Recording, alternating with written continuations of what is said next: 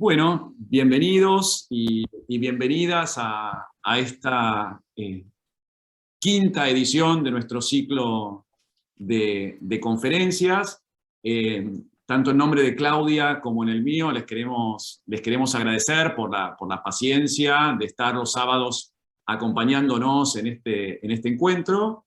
Y bueno, en esta ocasión tenemos el privilegio de contar con otro expositor de lujo que nos va a acompañar en el día de hoy. Por lo pronto ya creo que he empezado un poco mal porque correspondía que Claudia iniciara esta reunión, pero bueno, el fragor del ciclo de conferencias hace que me haya metido yo a hablar, así que perdón, Claudia, si habíamos quedado que... No hay ningún problema. No sé si querés decir algo respecto de la introducción antes de que lo presente. No querría dilatar más el comienzo de la charla. Agradecer al profesor Spatharas, como se pronuncia su apellido, que nos va a hablar sobre The Phenomenology and Social Issues of Contempt in Ancient Greece. El profesor Spatharas pertenece a la Universidad de Creta y la presentación entonces, Emiliano, corre por tu cuenta. Muchas gracias a él y a todos los que están en este momento escuchando la charla. Bueno, gracias Claudia. Bueno, voy a presentar en castellano al profesor Spatharas. Como siempre, vamos a darle el tiempo de exposición a su conferencia. Él va a desarrollar el tema compartiendo un handout en la pantalla para que podamos seguir las citas y las referencias. Y adelantamos que entonces, como siempre, la idea es que las preguntas las puedan ir haciendo en el chat a medida que avance la charla, y luego Claudia y yo unificaremos esas preguntas para remitírselas al profesor Spatharas, o eventualmente, si ustedes prefieren, para permitirles habilitar el micrófono y que puedan hacer la pregunta oralmente ustedes mismos. Bueno, Dimos Spatharas es quizás uno de los especialistas más productivos y fructíferos en el ámbito de la teoría de las emociones en el mundo griego antiguo, y su área, digamos, de interés y de trabajo se vincula básicamente con el estudio de los oradores áticos y con la retórica antigua. Como dijo Claudia, en la actualidad es profesor asociado en el Departamento de Filología, en la División de Estudios Clásicos de la Universidad de Creta, en Rethymno, y sus áreas de trabajo, además de la oratoria y de la retórica, han circulado esencialmente por el estudio de los sofistas y por las emociones en la antigüedad. También ha trabajado muchas cuestiones vinculadas con la historia social y la historia jurídica de la Atenas clásica. Sus publicaciones son numerosísimas, pero quizás a los efectos de estos encuentros ha editado y sigue editando muchas publicaciones vinculadas con la historia de las emociones en la antigüedad clásica. Con George Kazantzidis es el coeditor de los Trends in Classics, la serie de Ancient Emotions, emociones antiguas, que publica la editorial de Gruyter. Y sus trabajos más recientes incluyen volúmenes coeditados sobre la emoción antigua del asco, o disgust. De vuelta, ahora vamos a entrar en toda una cuestión seguramente de la traducción de algunas emociones del griego al inglés y del inglés al castellano. The Ancient Emotion of Disgust, por Oxford University Press en el 2016. Un volumen también sobre la esperanza, Hope, en la literatura antigua, la historia y el arte también de la antigüedad, publicado en el 2018 por de Gruyter. Y una monografía también sobre las narrativas forenses en las cortes atenienses, un aspecto quizás más vinculado con la cuestión jurídica. Y también ha trabajado mucho sobre la relación entre las emociones y los efectos de la persuasión en el discurso público, ¿no? En Atenas clásica también hay un volumen de Gruyter. Así que, como verán, el profesor Spatharas se ha ocupado de muchas emociones en distintas fuentes de la literatura griega clásica, y creo entonces que hoy nos va a compartir un trabajo sobre el que ha estado analizando básicamente la emoción del desdén o del desprecio. Recién justo estábamos conversando respecto de cómo conviene traducir contempt, pero quizás lo dejo entonces al profesor Spatharas para que él mismo se ocupe de la temática. Su trabajo se titula Fenomenología y usos sociales del desprecio en la antigua Grecia. Así que Dimos, muchísimas gracias, Efjaristó Parapolí, y te dejo entonces la pantalla para que puedas compartir tu charla. Muchas gracias. So I thank you, Claudia and Emiliano, for this very kind invitation, and thank you for this introduction. I'll disappoint our audience, I'm afraid, after this, but I'll try to do my best. The other thing is I seem to have a long paper, but if there's a point where you want to say, you know, just shut up, I will. Okay. My project, my paper today, as you said, focuses on the phenomenology and social uses of contempt in ancient Greece. And this is part of a project in which I participated. The project was organized by Douglas Kearns and Curie Virag. It was a comparative project on Greek and Chinese emotions in antiquity.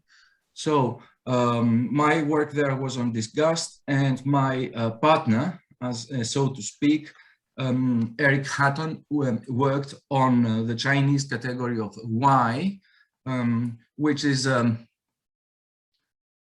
well, there's no one translation, as is commonly the case for his category, but it's a word that in Chinese means awe, admiration, respect, and all that. So the opposite of contempt, in a sense.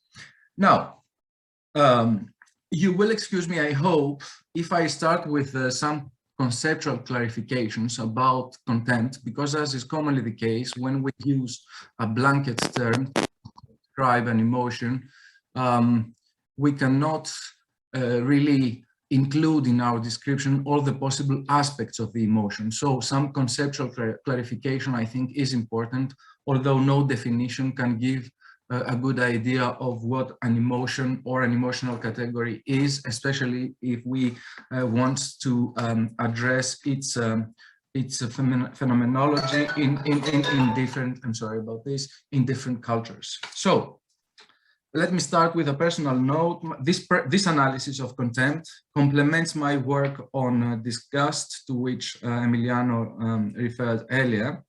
And despite the differences, disgust and contempt display similarities, which I think facilitate the work of historians of concepts who want to use emotions heuristically in their attempt to shed light on ancient ethics, social hierarchies, or more broadly, mentalities. As was the case with my research on disgust, in which I worked together with Don Latina. Disgust, a visceral emotion that defiles one's targets by projecting on them physical dirt. My discussion of contempt aims to explore the behaviors, normative transgressions, or moral failures that deserved ancient kataphronesis or periphronesis. Now, because downward contempt commonly involves the agent's real or perceived sense of superiority, the scripts of the emotion concept that we find in our sources help us understand the ways in which ancient societies establish or assert hierarchy and perpetuate social inequalities. As is typically the case with emotion labels, the word contempt, which appears in my title, does not encompass all the possible aspects or modes of looking down on others in modern or ancient societies. One may indicate one's sense of superiority, disdain, contempt, scorn, or indifference through the manipulation of facial expressions, a raised eyebrow or slightly raised upper lip, sideways glances, laughter, irony, and sarcasm, delayed responses or denial to respond, silence, and the use of diminutives. Human societies, the environment we learn to adapt to, are characterized by hierarchies and inequalities. Equality, perceived or real, does not elicit the contempt elicited when the agents and the target's relevant position in hierarchy are different. Downward contempt commonly renders its targets invisible, and thus it is commonly more akin to indifference. Historians of modernity should be interested in the reasons that made Hobbes define contempt restrictively as an affection that requires the agent's social superiority, what we may call passive contempt. The definition of Hobbes is those things which we neither desire nor hate, we are said to contemn. Contempt being nothing else but an immobility or contumacy of the heart in resisting the action of certain things. If I understand the definition correctly, resisting the action of certain things is directly relevant to the agent's sense of superiority or superior position in a hierarchy. Top-down contempt frequently emphasizes status, and thus its agents treat their targets as non-existent.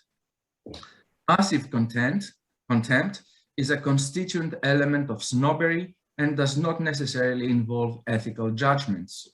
It is a prioristic insofar as its agents take it for granted that they're superior to others. This type of contempt is displayed, for example, by Midias in the democratic environment of classical Athens, an environment in which showcasing and superiority and contempt were incongruous with the ideal of political equality. Because of his full-blown hubris, Midias refuses to treat his fellow citizens, especially the less well-off among them, as human beings. Demosthenes' emphasis on Midias' contempt for his fellow citizens enlists the ideology of equality in support of arguments which intend to isolate his opponent from the Athenian demos. Top-down contempt seems to engulf affective aspects in a more salient fashion. In other words, top-down contempt feels in a certain way when its targets are held responsible for moral failures.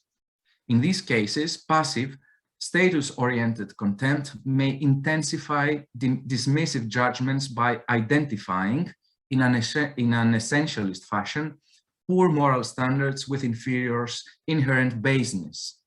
In their public discourse, for example, Athenians commonly took it for granted that barbarians were not sufficiently equipped agents of morality. For example, they were characterized by effeminacy or lack of restraint. Succinctly, top-down moral contempt is seen as a product of low status. More alarmingly, in the case of disgust, low status is identified with defilement, dirt. Because status-oriented, downward passive contempt is characterized by superiors' lofty sense of pride and is therefore dispositional and group-oriented rather than a response to specific individuals, it may be expressed through condescension, complacency, or even pity, let alone brusqueness. Conversely, upward contempt, for example, slaves' ridicule of and gossip about their master's pretentiousness or pompousness, is commonly tacit and invisible. No one, with the exception of the play's spectators, listens to the slaves' chat at the beginning of the piece when they prepare dunk balls with... Sorry, this was my son, sorry.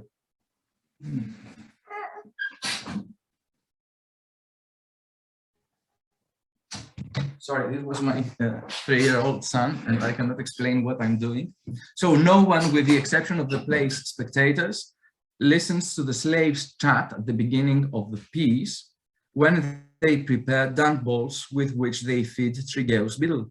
When one of the slaves addresses the audience to convey his complaints about his unpleasant toil involving scatophagy, slaves always taste the food that they prepare, he remarks that the beetle is as fussy and haughty as a mistress. Hence, agents of upward contempt may secretly or secretively indicate with words, gestures, or mimicry that their social superiors do not deserve the respect that they demand, even as their behavior in the presence of their masters deceptively points to the opposite direction. Teenagers' disdain for their parents is perhaps a different animal, mainly because their troubled relationship with them is affectionate. Hence, teenagers' contempt is expressed both in private discussions with friends and displayed overtly, commonly through gestures in parents' presence. For example, when the latter listen to their favorite records or discuss politics. The case of Thersites in Iliad 2 is a locus classicus, of course, of upward contempt, despite the intricacies of this passage. And it's also a locus classicus in regard with its consequences for its outspoken agent. In the poem, Thersites' effrontery is underlined by his failure to display due respect for Agamemnon and the Greek leaders.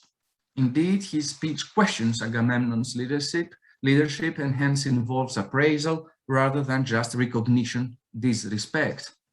Odysseus' verbal chastising of Thersites, let alone the use of violence to discipline his inferior, emphasizes status rather than the particulars of Thersites' vocal complaints, and thus reinforces through salient dismissiveness the status quo. Contempt, however, commonly arises in cases where status or one's sense of relevant superiority does not seem to be salient. This contempt is significantly different from Hobbes' indifference or passive contempt, and thereby it may be called active contempt. Its object is not the target's position in a social hierarchy. The object of this contempt is the target's person per se, and hence involves appraisal, disrespect. My fictional contempt for, say, colleagues who do not prepare for their classes is a good case in point. Active contempt does not just confirm established hierarchies. It belittles others, that is, persons by way of renegotiating worthiness.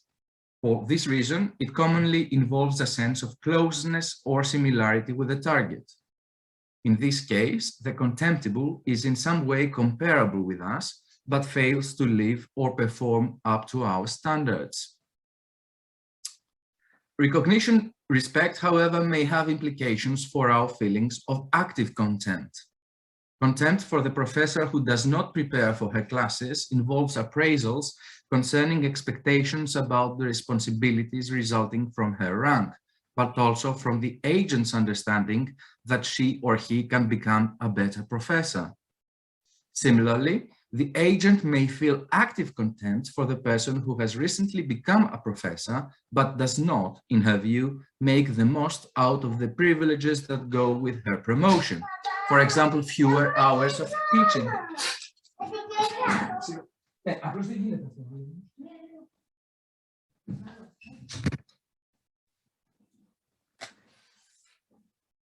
So,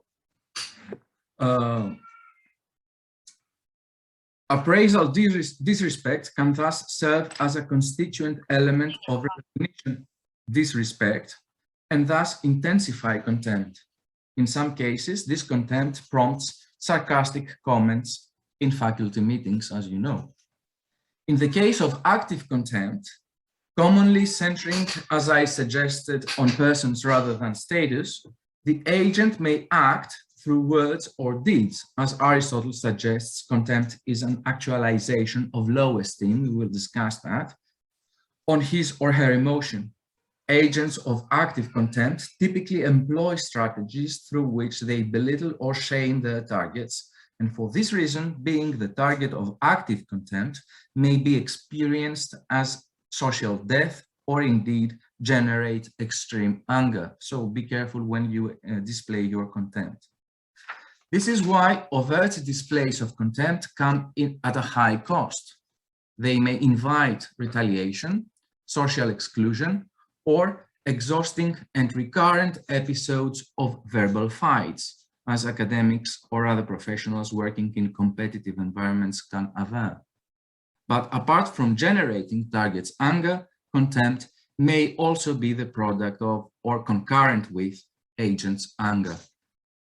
Now, what I'm going to do next, because this was all I had to say about the concept of contempt or possible definitions of the emotion depending on status and moral evaluations.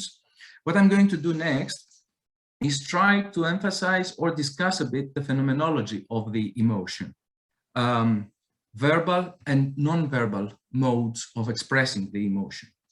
Now, in the past decades, the universality of contempt has been a topic of scholarly debate. Paul Ekman and Friesen have argued that contempt has a unique repertoire of facial expressions. As they suggested in an early publication on the emotion, the facial expression of contempt is unilateral. The tightened and raised corner of the upper lip is its unique manifestation. Although this is not the place to discuss in detail the universality of contempt, it is important to note that the identification of a number of facial expressions accompanying our feeling that we are superior to or better than others with the label contempt is reductive. And now perhaps it's time to share the handout with you, because I have, give me a minute, okay. So, I don't know why, but I can't scroll it down. Okay. So you can see the faces of disdain according to Darwin, and the photograph that that Ekman has in his discussion of contempt, this man. Now, the fact that Ekman and Friesen exclude other facial or vocal expressions of contempt is due to the fact that the raised and tightened corner of the upper lip is, in their analysis, the only involuntary response to others' inferiority. But for us, as historians of emotions, the facial or other self-conscious expressions of contempt, for example, scornful laughter, averted gazes, raised noses, or eyebrows, are heuristically important because they help us look into the social categories or moral failures that deserved ancient contempt and explore the pragmatics of relevant social performances. A methodological note, however, may be useful at this point. According to a line of interpretation, discussion of ancient emotions takes as a starting point Aristotle's or other philosophers' systematic treatments of emotions. In this presentation, I eschew detailed analysis of Aristotle's substantial treatment of contempt in his definition of anger. My omission of detailed treatment of contempt in Aristotle's definition of anger is due to the fact that orge and its causes has unsurprisingly received extensive discussion in recent scholarship, perhaps more discussion than any other emotion, with the possible exception of the equally attention-seeking pity. Yet, it is important for the purposes of the present study, looking into social scripts of contempt rather than systematic definitions of the emotion, to emphasize that Aristotle's comments on contempt underscore mainly its performative aspects in social interactions. As he says, belittlement, oligoria, and thus contempt is an actualization of opinion, energia doxis, energeia doxis, about what seems worthless. As we shall see in my discussion of the output elements of contempt, Aristotle adduces several examples of socially meaningful actualizations, that is, social performances of individuals' low opinion for others. Notably, the performances of contempt that Aristotle adduces include deliberate displays of the emotion. Most common words through which Greeks designate contempt are the verbs kataphroneo, periphroneo, and the cognate nouns kataphronesis, periphronesis. But as we saw, in some usages, the labels designating contempt, including kataphroneo, commonly denote one's emotionally neutral indifference or the trivializing of an issue.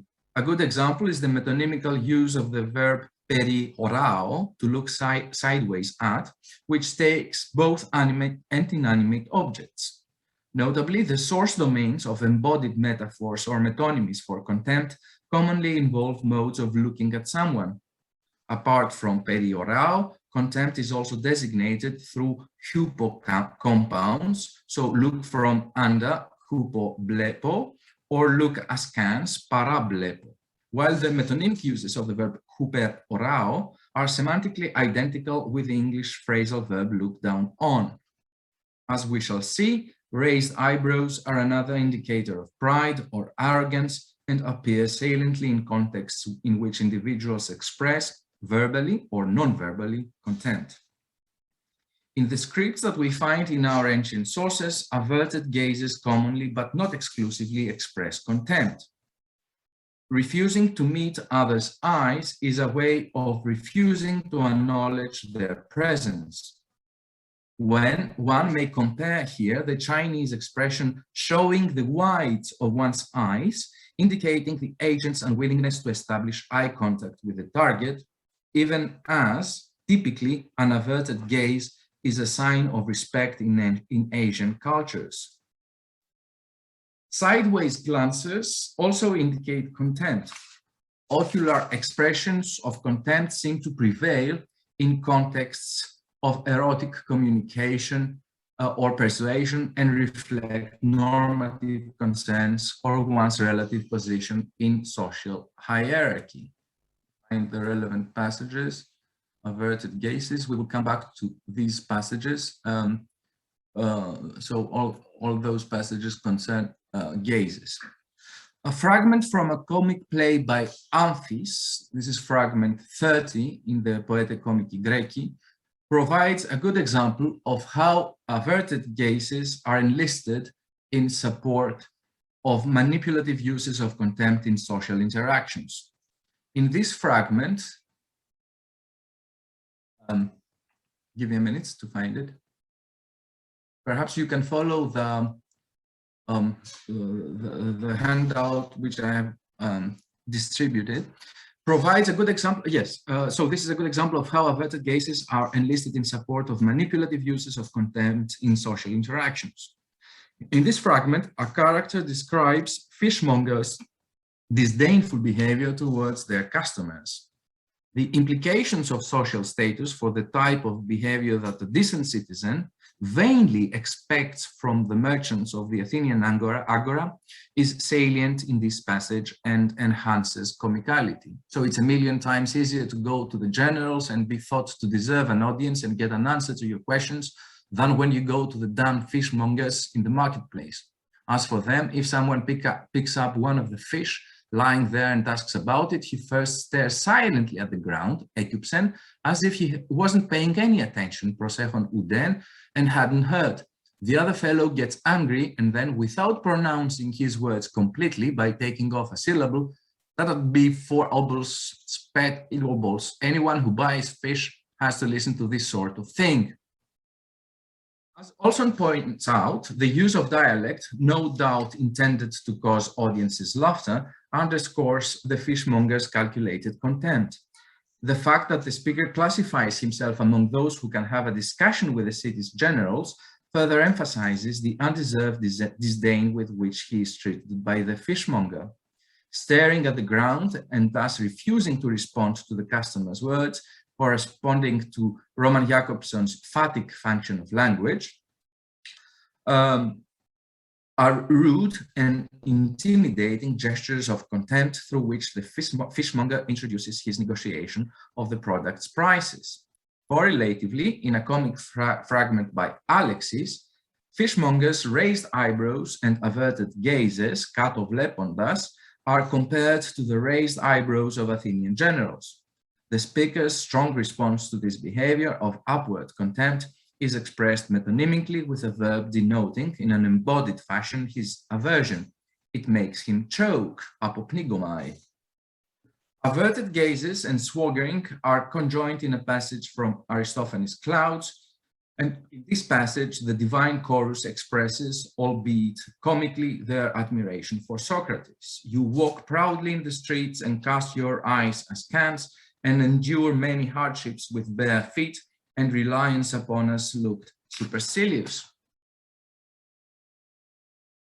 Socrates' superciliousness is portrayed here, albeit comically, as an indication of his superiority among current natural philosophers, tonin meteorosophiston.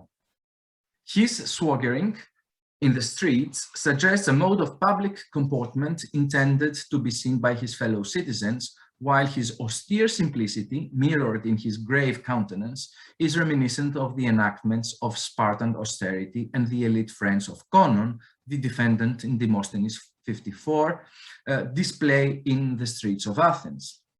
Socrates' sideways glances in this context, indicating his contempt for others, are presented as being in correlative relationship with another characteristic which isolated him from common people, his extraordinary endurance, which perhaps was also interpreted as a display of superiority.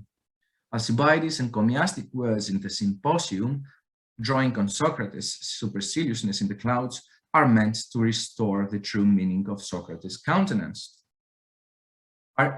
Alcibiades' response to Aristophanes' line is enlisted in support of his praise of Socrates.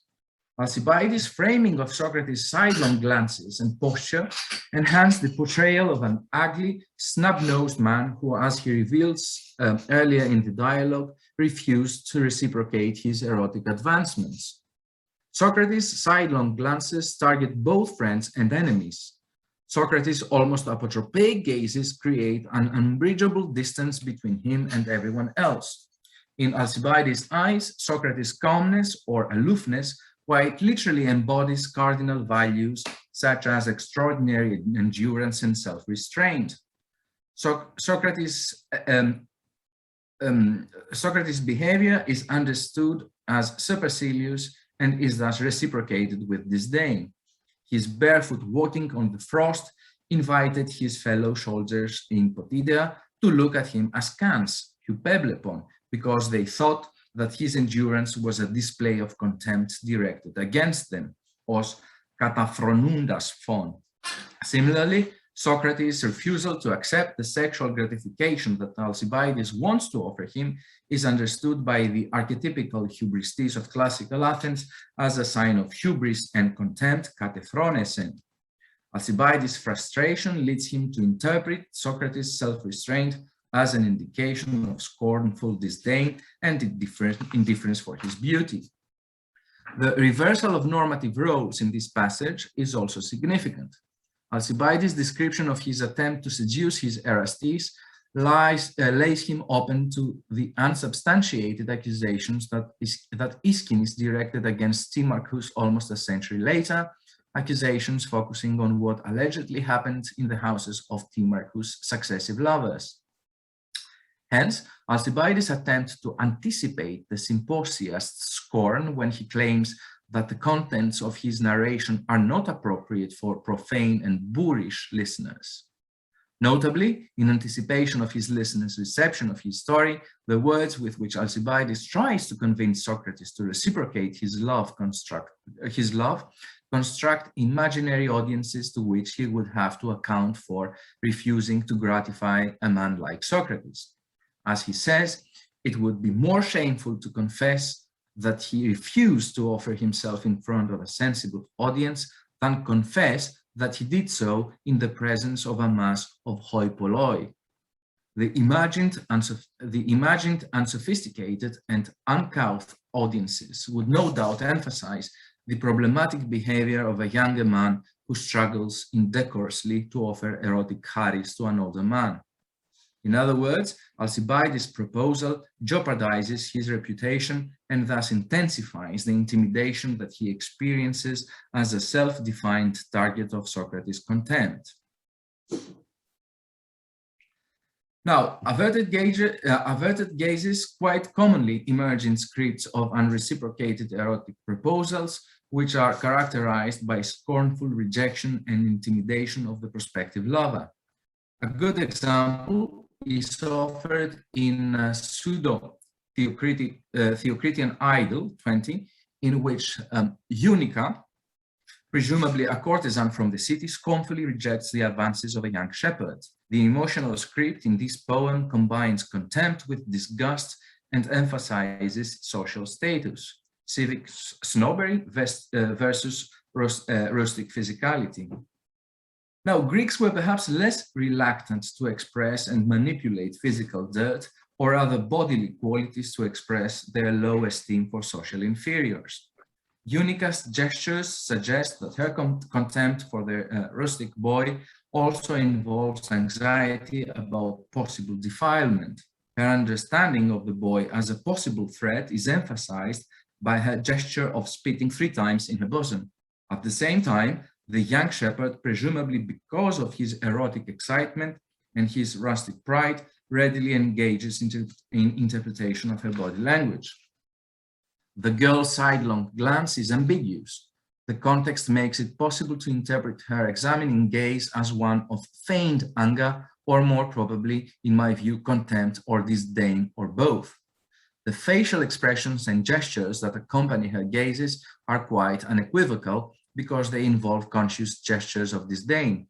Parting the lips and snorting suggests scornful laughter. The girl conveys her contempt explicitly earlier in the poem when she refuses to reciprocate the shepherd's kiss by stating that she has learned to kiss gentle, astika, rather than rustic lips, agroikos philei. The script of the poem under discussion enlists the emotions of contempt and disgust in support of the author's attempt to highlight bucolic pride and establish the superiority of his own poetry over more monumental genres of poetry, as Fantuzzi has put it. The girl's contemptuous rejection of his rustic love urges the shepherd to curse her angrily in a fashion that underlines his and her monolithic understanding of civic and rustic environment as 2 separate, incompatible realms. For in his response to the girl's dismissive renunciatio amoris, he invokes Kypris with the request to inflict on the girl, a courtesan, sexual marginalization, both on the hills and in the city, and solitary sleeping. Now, the uses of spitting in social interactions are perhaps more ambivalent than those of other bodily substances.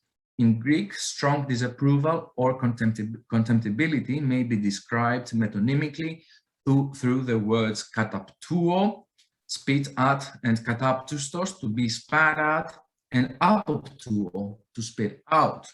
Apoptuo is perhaps more akin to the phenomenology of disgust, insofar as it construes loathsome individuals as offensive substances which must urgently be removed from the mouth and the body.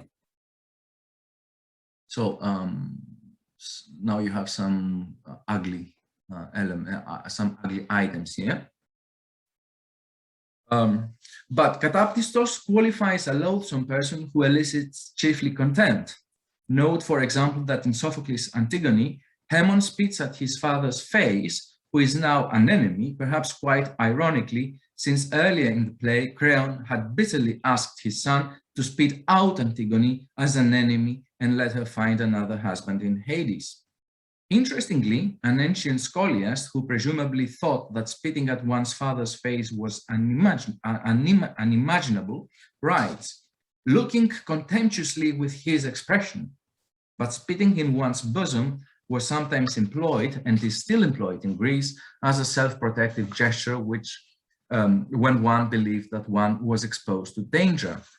Hence, the gesture's ambivalence, discussed by Douglas Kearns in a 2005 publication.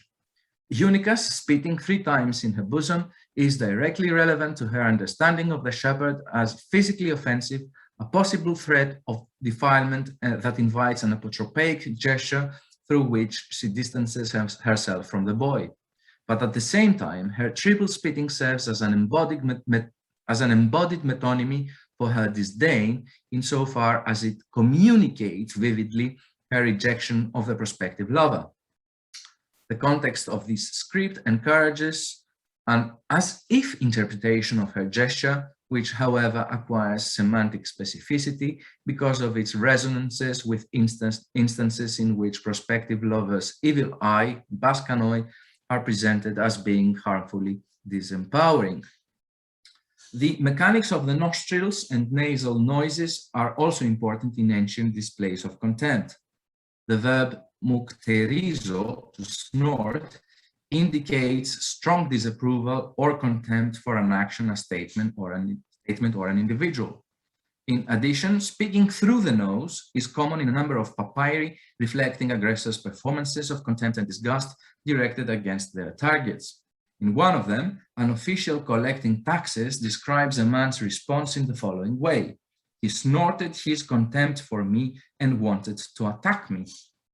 The lower body and its products emerge in instances where individuals verbally express or behave obscenely to express their superiority by humiliating their targets. Secretions, excrement, and generally bodily fluids are, of course, typical elicitors of disgust. Disgust and contempt typically make us want to distance ourselves from the targets, albeit for significantly different reasons. Because disgust is a particularly visceral sentiment involving ideations of contamination, the emotion centers on physical dirt, even in cases where it is projected upon others by way of indicating their moral failures. By contrast, contempt, an emotion that involves comparison of the agent with the target, does not defile others by way of establishing the agent's superiority. What makes us want to distance ourselves from or avoid social interaction with the objects of our contempt is their intangible moral failures or other normative transgressions rather than perceived blending of moral with physical dirt. Contempt invites us to treat others as socially invisible. Disgust dehumanizes. This cursory comparison of contempt with disgust has significant implications for the deployment of physical dirt in relevant emotion scripts. Although in modern languages, shit is commonly employed as a means of indicating one's target's contemptibility, for example, Dimos is a piece of shit, I was unable to find relevant metonymical uses in the Greek sources with the possible exception of the verb skubalizo. This of course is not to say that feces do not play an important role in others' belittlement in our extant literature.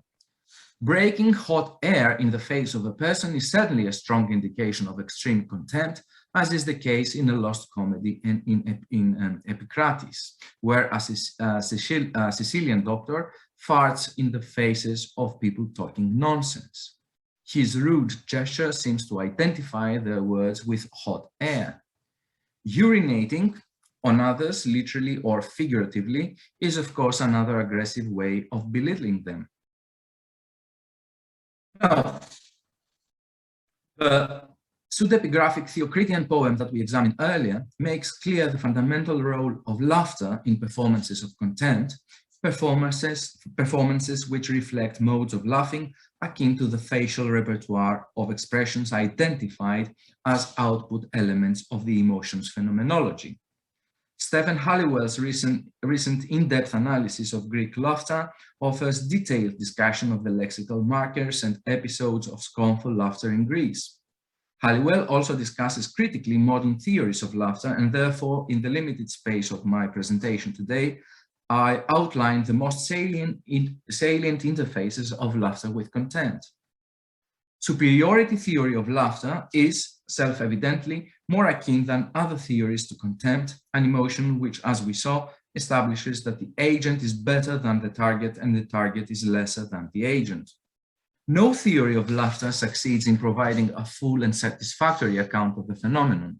We learn to laugh without studying the grammar of laughter.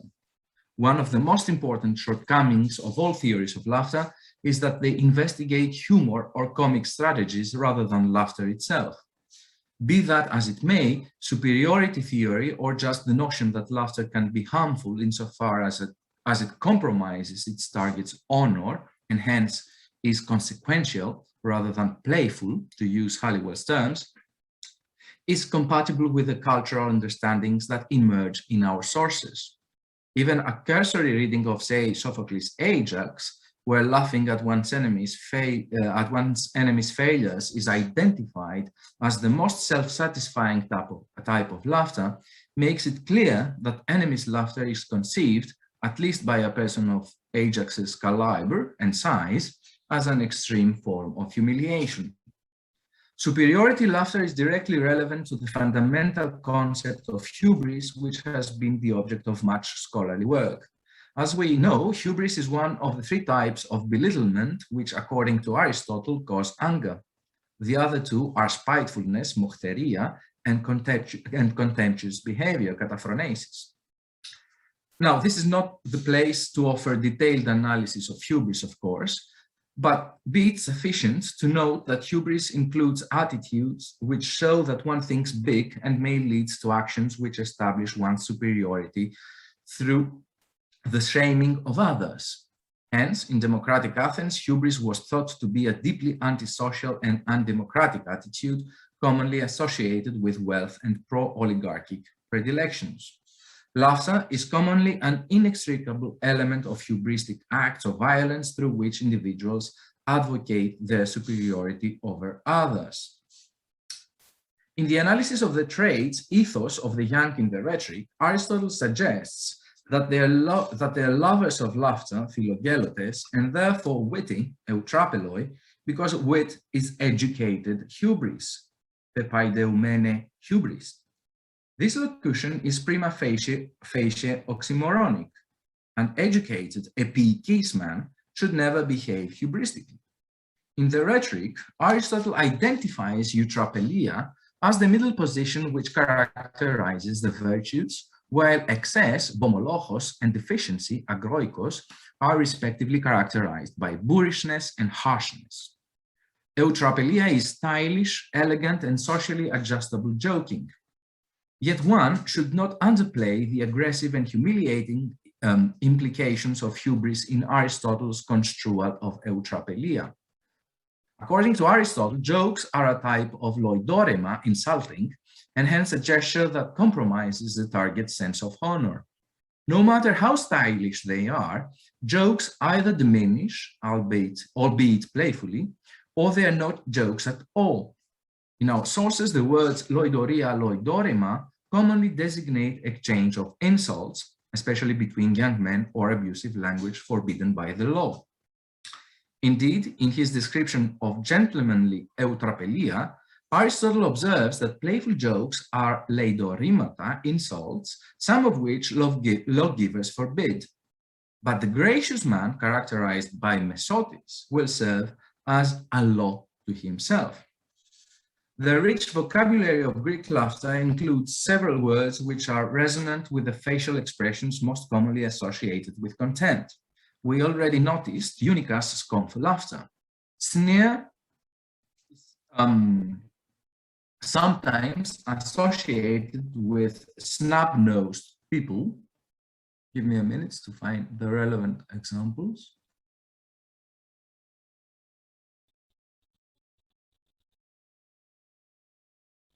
So, sneer is sometimes associated with snub-nosed people who thus resemble the satyrs and by implication Socrates, while parted lips, sairo, resonate with the raised upper lip, which is typical facial expression of contempt.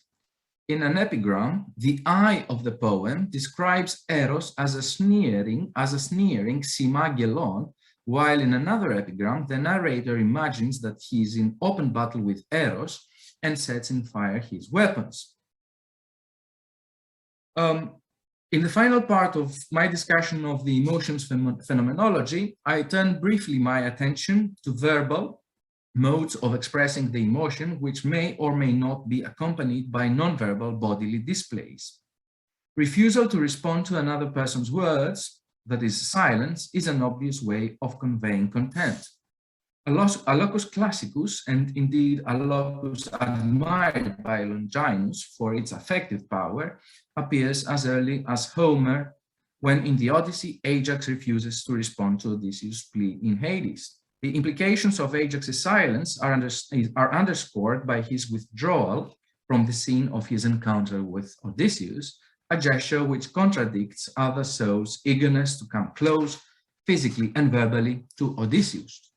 Ajax responds to Odysseus' warm words by turning his back to his rival and going back to Erebus. Verbal expressions of contempt in antiquity include linguistic usages which coincide with common usages in modern languages.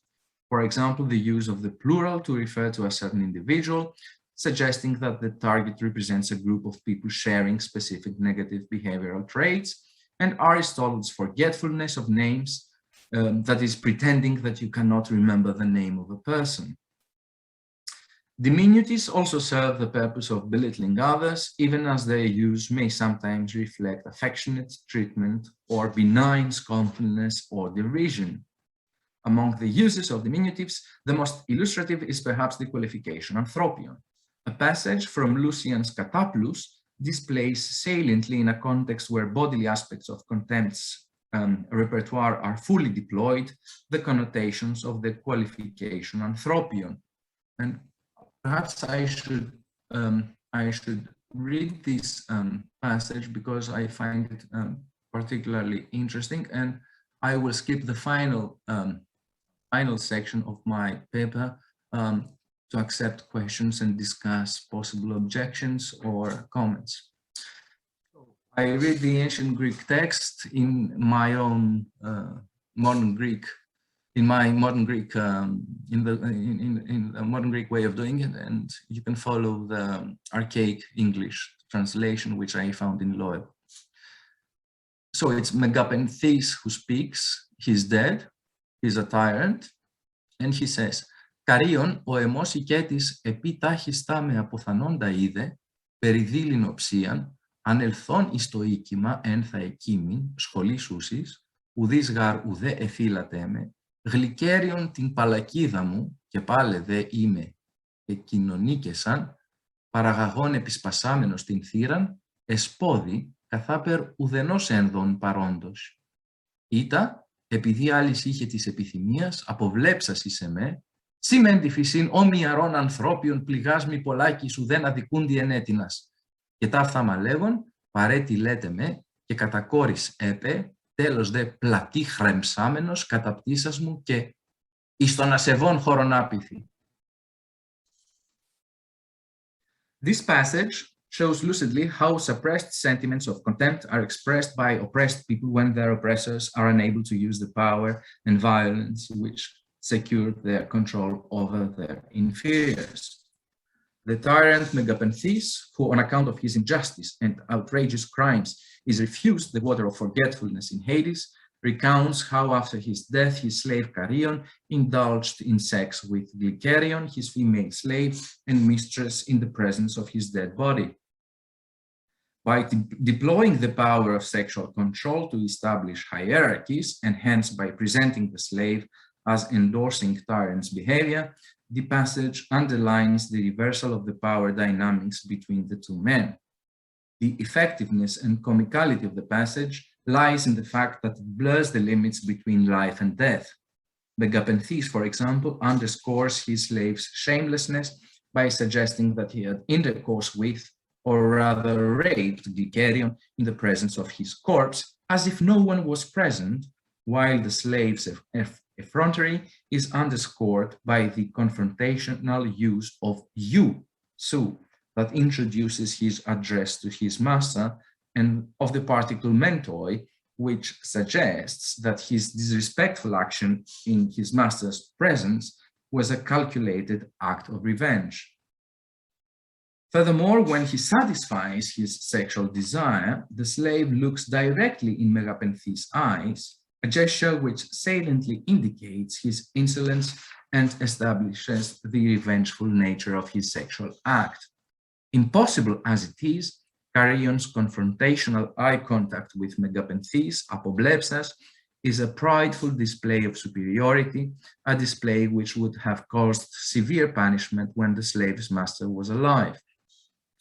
The master's moral qualification as a miaron anthropion, little villain, reveals that in the script under discussion, the slave's sentiments go beyond anger and frustration. The slave is also full of contempt for his master.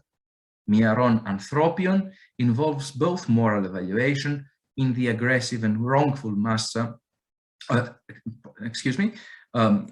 it involves both moral evaluation of the aggressive and wrongful master and the reversal of power dynamics facilitated by death.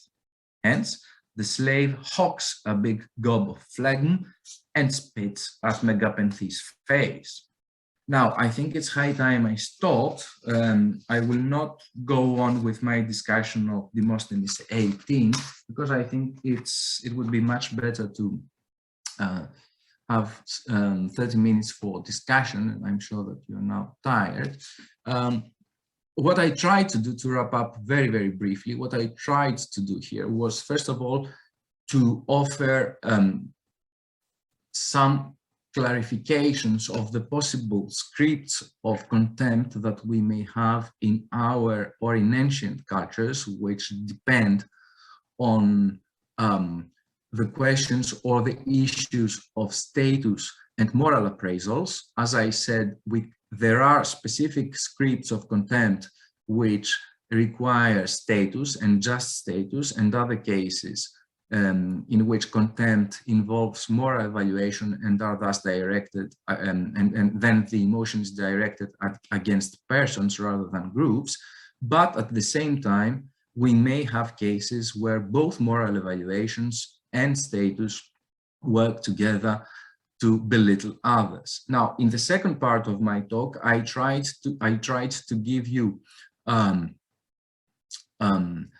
overview of the output elements of contempt, in other words, the phenomenology of the emotion, even if the first part was relevant to the phenomenology of the emotion insofar as the affect program or the phenomenology of any emotion includes the causes that elicit the emotion. And what I would like to emphasize is what I didn't give you. Although I tried to find representations of contempt in the arts, especially vase paintings, I have to admit that I didn't find any examples, and I would be very, very grateful to you if you could provide examples which would facilitate my work. I don't think that contempt is a very strong candidate. Grief, of course, is an obvious candidate in emotion scripts that we find in the art, even hope, representations of hope or other emotions. Disgust, yes, sometimes, but contempt perhaps is not an obvious example, or not a very easily detectable emotion. But I hope that through my discussion of the output elements of contempt, and through my discussion of the embodied experience of contempt, I have offered you an outline of what it would be like to experience and communicate contempt in ancient Greece. Thank you very much for your attention.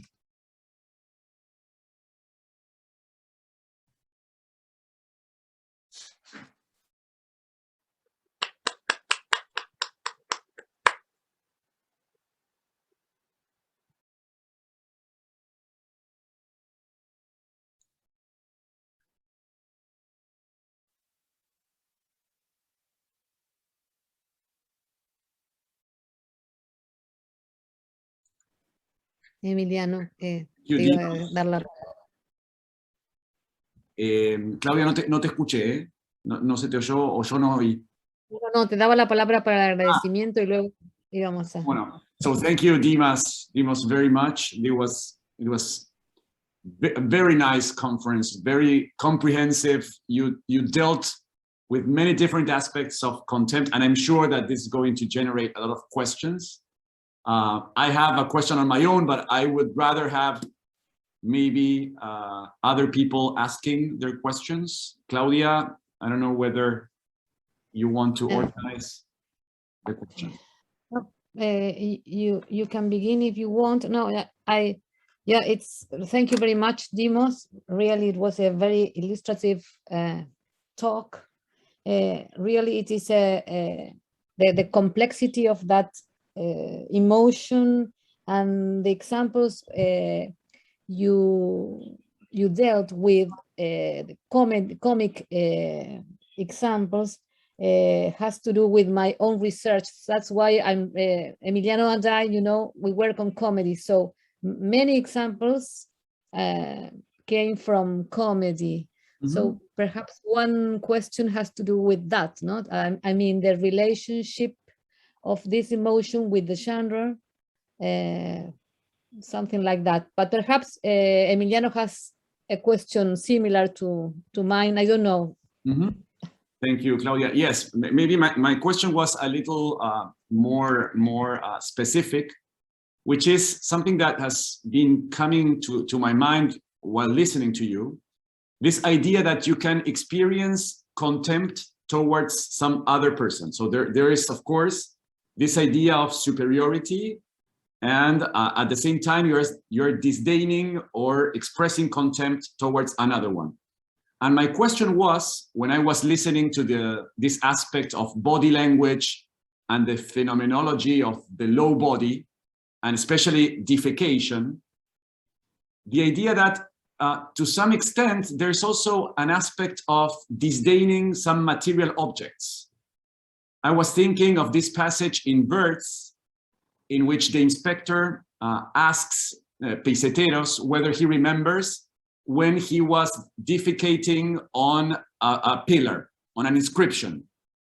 And this is a way of showing that Peisetero was showing disdain towards the institutions of the polis, the judicial institutions of the polis. And so now you are trying to quote relevant laws, whereas in the past, you were just shitting on the pillars in Athens.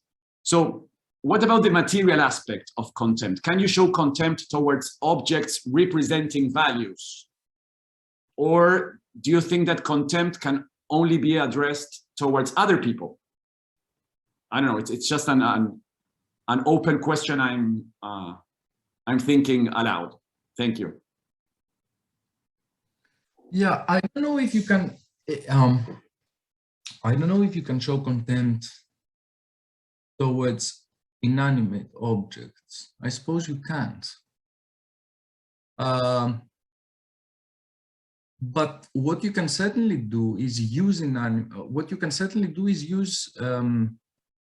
body products to indicate your contempt. So I suppose the idea of is this is this the case where Kinesias is presenting as emptying his bowels all over the place? No, as far as I remember, this is Birds. I think it should be around verse 1000 something, which is the inspector that comes to the city. Ah, yes, okay. And he reminds Peiseteros when in the past he was shitting on the pillars as a way of showing that, well, at least this is my reading of the passage, showing that Peiseteros was just disdaining, like considering that these aspects of the city were kind of inferior, not trusting the institutions. Yeah, I suppose yes. What you have here, but what you have there again, okay. Yeah, so in that case, I would take the objects as symbols. Okay, so the objects there, they symbolize an institution, and what you show contempt for is the institution, an abstraction really, which, as is typically the case with even verbal, when you don't do it, I mean. But even when you use it verbally, you employ the lower body and its products as metonymies for something. So yes, this is, I suppose, a clear indication of contempt, as is also the case in Latin, contemnere, for inanimate objects, for values, for disrespect for something which others perhaps respect. So, but in that case, I suppose contempt would be the equivalent of disrespect rather than anything else. Even if the agent may want to indicate his or her contempt for the institutions or anything else, okay. Yeah, I mean, if I go into a church and I empty my bladder in there, of course, yeah, I want to, I suppose if I'm not crazy, what I want to do is indicate that those who go there and, you know, believe in God and use the place as a sacred place and priest and so on are stupid, or that I don't I don't really care about them, and I find what they're doing ridiculous or dangerous or whatever. So I suppose, yeah, this is what it stands for, what the place or the object stands for, rather than what is the object of your contempt. Thank you, Dimos. That's very interesting.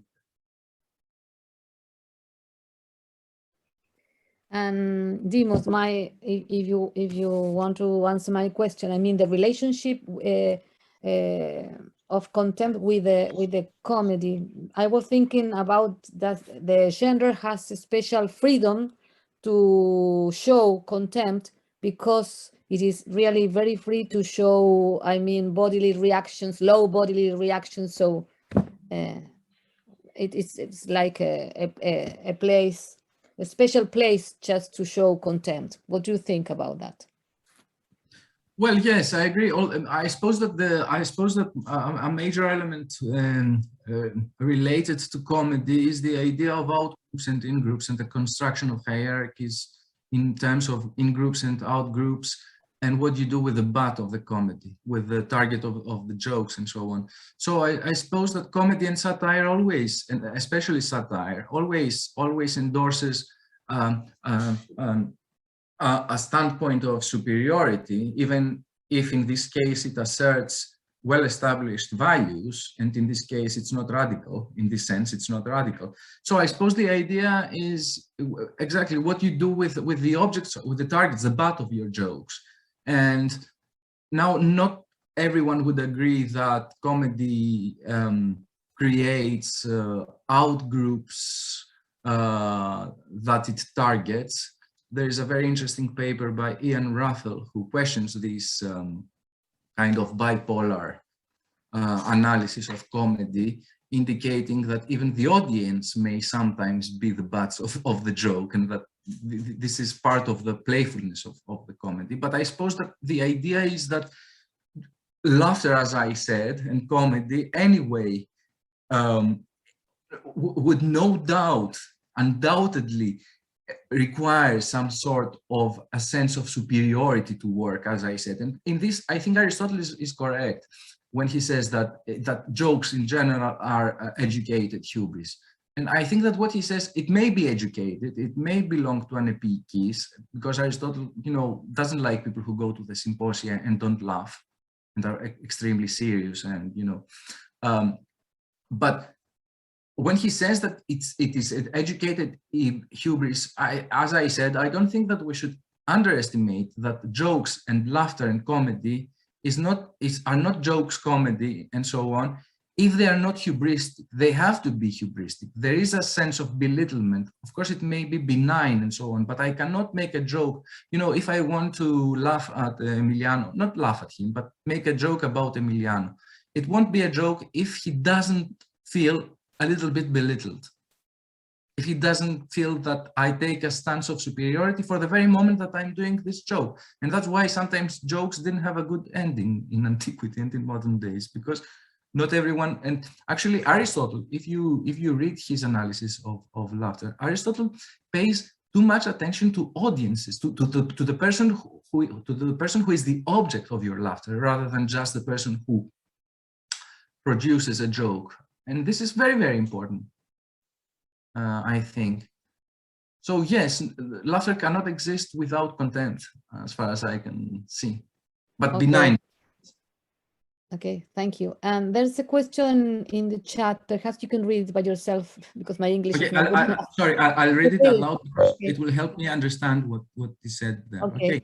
Well, maybe my question is a little bit general, but if we can characterize contempt as a power judgment directed by someone who perceives himself or herself, or indeed is in a higher place in the social scale towards someone perceived as inferior, can we consider a subversive use of kataphronesis in later philosophical developments that reverses the relationship of power by spiritualizing power in terms of power over one's own behavior and redirecting contempt towards the very objects and behaviors that constitute the marks of external superiority that the other holds? Okay, this is a very complicated question, I suppose, and there are too many questions in this question. But if I get it right, if I get it is the question, I suppose, is the question. So I suppose the question is,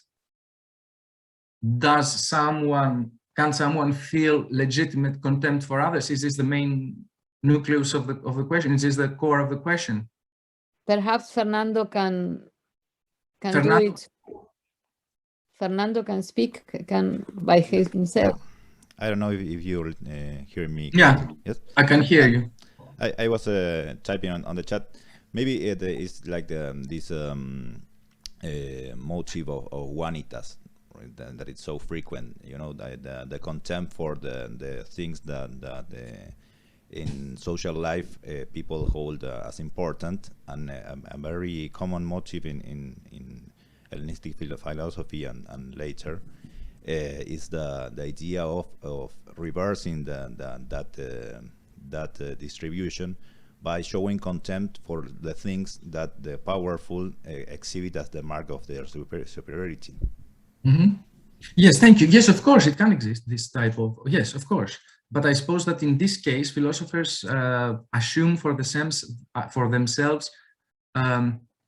when they reverse social hierarchies, I suppose that they assume or they endorse the standpoint of the superior rather than the inferior, because it's a lack of understanding and moral education of those who exhibit this vain type of contempt. I suppose this is what you mean. So yes, of course it can exist.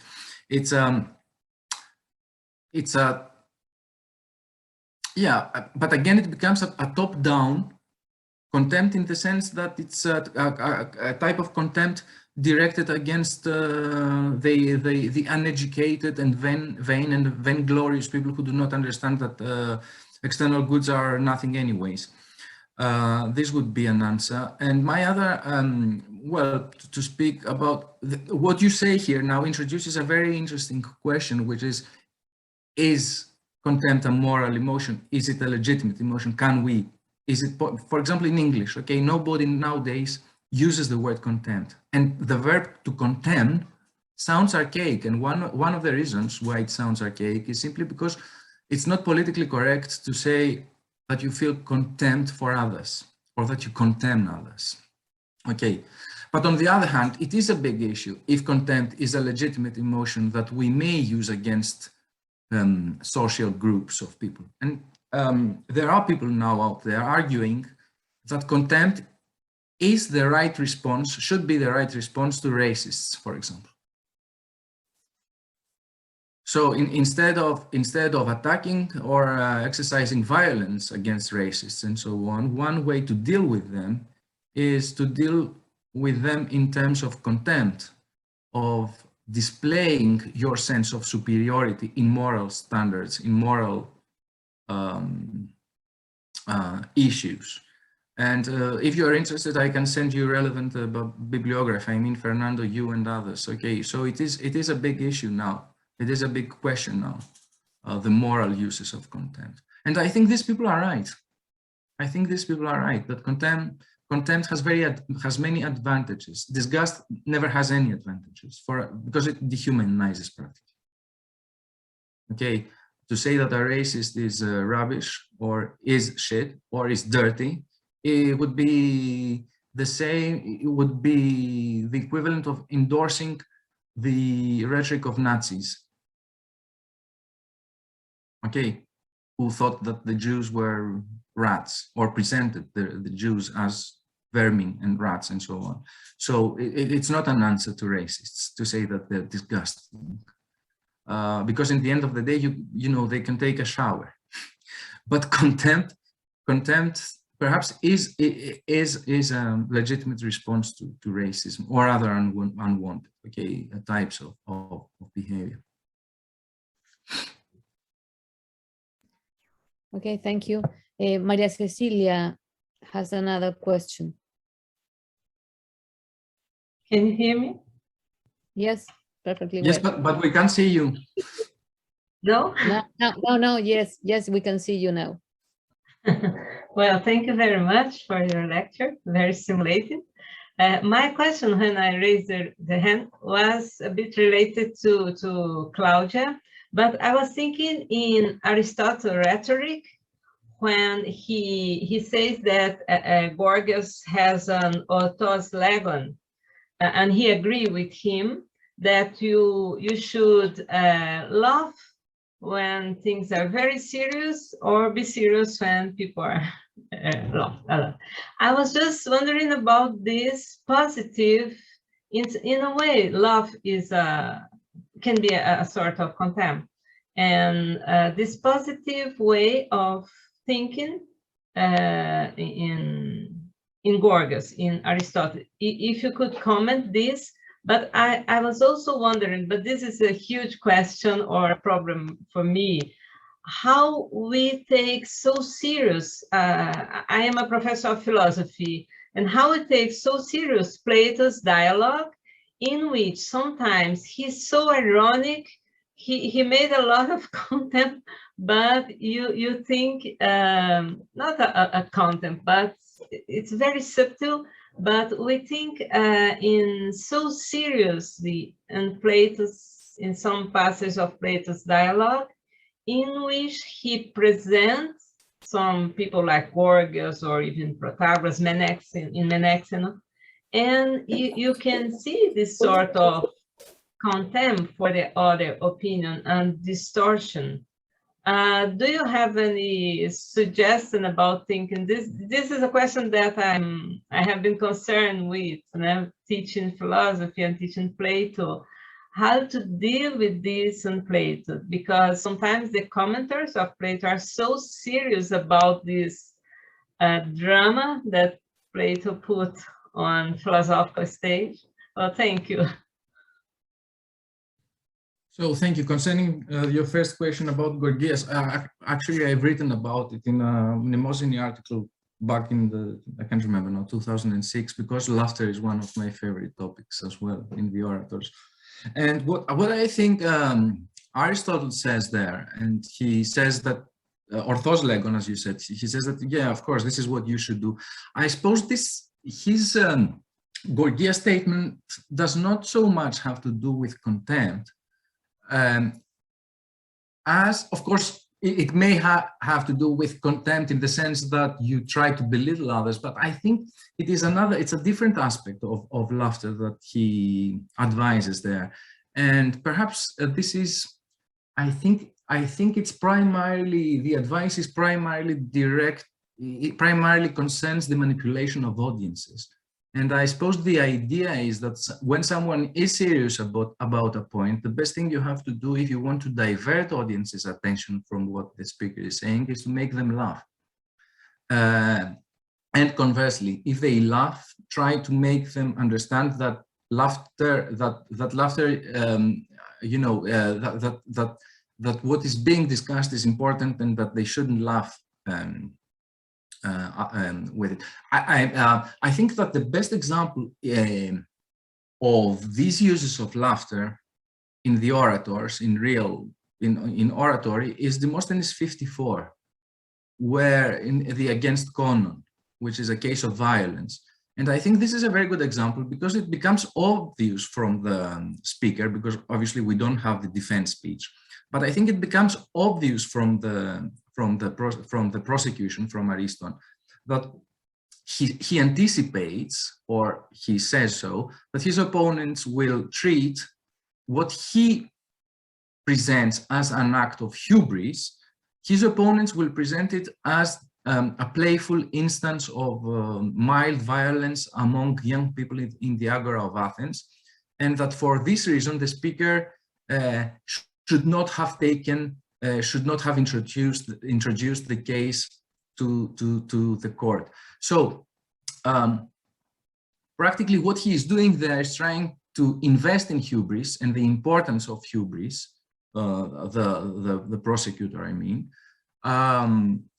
because perhaps he understands that his opponents will say that, okay, nothing happened really, you know, we make jokes, we insult others because we are young and so on, we get drunk, and these things just happen. And this guy simply does not understand what to do when he is bullied or when he receives violence by other young people, which is simply to retaliate or respond or, you know, fight back. Okay. Or just, you know, just participate in the jokes or try to answer.